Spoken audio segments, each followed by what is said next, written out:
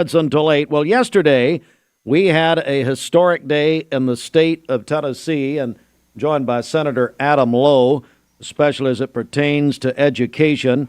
The Education Freedom Act approved in the State House 54 to 44, State Senate 20 to 13. Good morning, Senator Lowe. How are you? Good morning, Steve. So I thank you, first of all, for coming. I know you had a late night getting back, but what's the first thing that this audience and everybody around the state needs to know about this? What comes to mind here? Well, we did a lot. I mean, obviously, we passed disaster reform and immigration reform yesterday, too. So I think folks need to know that disaster aid, that we'd already done a bunch at Northeast Tennessee that was automatically triggered by a disaster of Helene. The special session allowed us to do some extraordinary things that are outside of those parameters, and that was the first thing we passed and sent up. It was the first thing we budget voted on. There were some misnomers that it was tied to everything else, and that simply wasn't true. The last thing we voted on was the Educational Opportunity Act.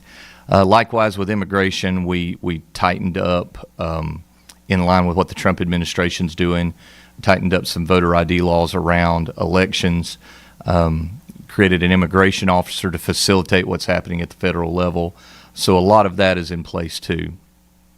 With the Education Freedom Act, as we were debating this in Nashville, many people probably saw that the federal administration, the Trump administration, in fact, Donald Trump himself, came out with this robust federal plan related to releasing federal money back to the states via block grants for public education and for school choice. The message has been pretty clear for a while that he was going to do something reformative with the Department of Education.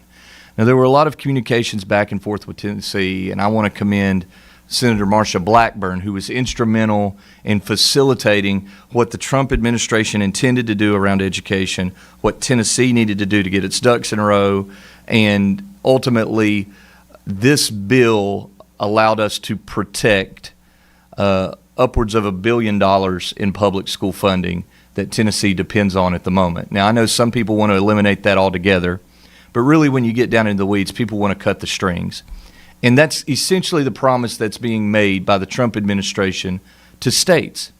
If you show that you have some sense of educational diversity and free market, we're going to trust you with your money.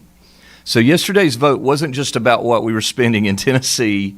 It's really about a bigger picture. Now, people voted yay or nay for a number of reasons, but knowing this, knowing what the Trump administration was doing, knowing that we have an opportunity to cut more federal government out of state management and education, and knowing we had the support of the president, who tweeted openly that he endorsed our plan, was really instrumental for me. It gave me a lot of peace in my final vote to support the bill.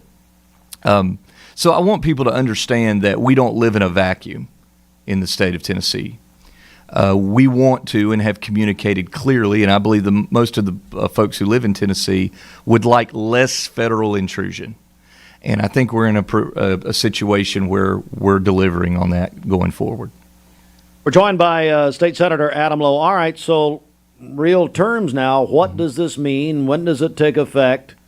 Who's eligible? Give me a little detail here. Well, the Department of Education actually the Board of Education now, because the bill shifted it over to the Board of Education, will start to promulgate rules on how people can apply, private schools that want to participate, how they can get involved.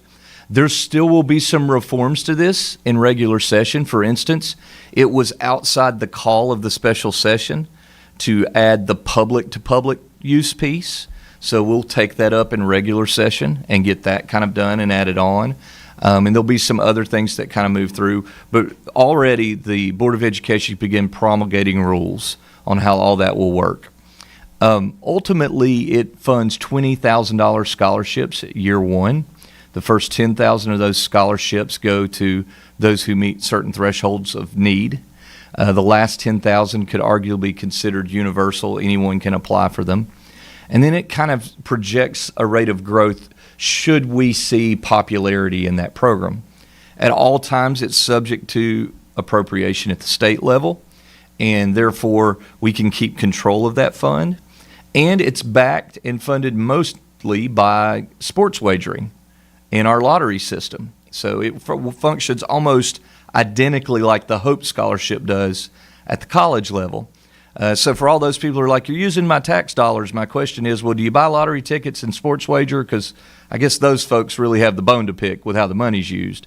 So we've got a sustainable funding source. It does a lot for public education. Let me remind people that of this bill, almost half of the bill was public ed reform. It's what it took to get things in place. And a big part of it is a monumental thing that happened, which was we set a floor to funding for public education in Tennessee. No school system will go backwards in state funding, ever more. The first state in the nation to make that commitment to public schools. It gets glossed over in all the vitriol and debate, but that's huge. Like, that is a significant reform. Some would argue maybe the most significant financial reform for public education.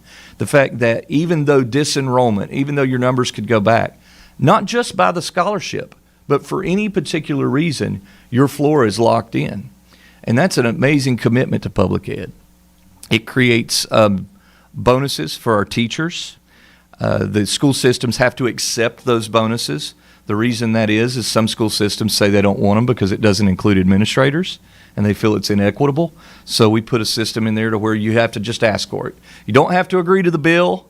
That's floating around. That's not true at all. In fact, you could pass a resolution saying you disagree with everything but the bonus. They're going to send you the bonus. Okay, so I'll encourage our school systems, get those resolutions in order to ask for those teacher bonuses. And it does some other stuff too, but I'm sure you've got some questions, Steve. Yeah, just a couple more. So it would take effect maybe next school year? Is that what we're thinking? Yeah, we'll need time to promulgate rules. Okay. The governor has the ability to sign it in sooner, so you could see bonuses and things like that sooner. Okay. The availability of the scholarships, it's fully funded. A lot of the funding for the incidental things like the capital maintenance fund that we set up. For the first time in Tennessee's history, the state is going to help local governments fund buildings. Wow. That's always been the responsibility of local governments. That money, the teacher bonus money, came from reversions from last year's budget. That's money the Department of Education did not spend last year. It's not new money. So it's sitting there ready to be used. The scholarship money was approved last year. It's sitting there ready to be used. They just have to kind of get the procedures in order. Joined by State Senator Adam Lowe. Final question. Look, both local school boards against it. Bradley County Commission resolution against it. How does that square with going forward? Well, the biggest reason people would tell you, and you obviously your local reps will give you their own feedback, but as I polled the no votes in Nashville, you had two camps. You had camp one, which was we fundamentally disagree with school choice, period. You can imagine those were people who are more on the left, the Democrats. The Republican no votes, most all of them were, I'm just doing what my district's asked me to do. And you can appreciate that. I try to do that. That's my default measurement when I think that there's something questionable or gray, like what we had with school choice, and you could see it both ways. I consult a lot of people, and I try to yield to that. There was some debate over whether or not what your district wanted, depending on what polls you looked at. Most of the polling showed very strong public support, and still does, for public education. One poll even asked, are you more likely to vote for somebody who supports public education? Numbers very, very high for those people. But the weight of your local representative speaking is really, really heavy. What I think we could have done a better job of at the state level, and myself included, is communicating what was really at stake here. Was communicating as much as we could without disrupting what we were trying to do to maintain control of our federal money, to maintain cutting strings from the federal government, and trusting that Donald Trump would do what he said he would do. Trying to communicate to the school boards those things. I know that in my communication with them, we often got down into the weeds of the particulars of the bill, and there's always something you don't like. There's elements of the bill that I didn't like, that I wouldn't have drafted in there. And it seems that people find that thing they don't like, and they just hinge to it, and they can't see all of the good that can happen. So here's my message to the school boards, to Bradley County Commission. As you know, Cleveland City Council did not take an action on this. Bradley County Commission did. See the bigger picture with me now. Understand that there is nothing to fear. I was on here last week and spoke about the national campaign to push that fear in. That wasn't a campaign against Tennessee or us. It's a campaign against the Trump administration, trying to undercut what the Trump administration is trying to do with education. It'll continue. Look past the fear to look to what the bill actually does. Congratulations to my school systems. You now have the first floor in Tennessee history. You can't go backwards in state funding. Congratulations to my Tennessee school systems. You now have the state participating in capital maintenance. And you have access to sports wagering funds. Congratulations to my teachers. The state's acknowledging you with a $2,000 bonus. I wish we could have done that independently so it didn't feel so attached to the bill, but because it was reversion money, we wanted to move on it quickly, or the leadership wanted to move on it quickly and get it out. So congratulations to those folks that, even though maybe they didn't think it would be a good thing, hopefully now that we know exactly what's going to happen, they can see that it is a good thing for public schools. Senator Adam Lowe, thank you for coming in and giving some context on the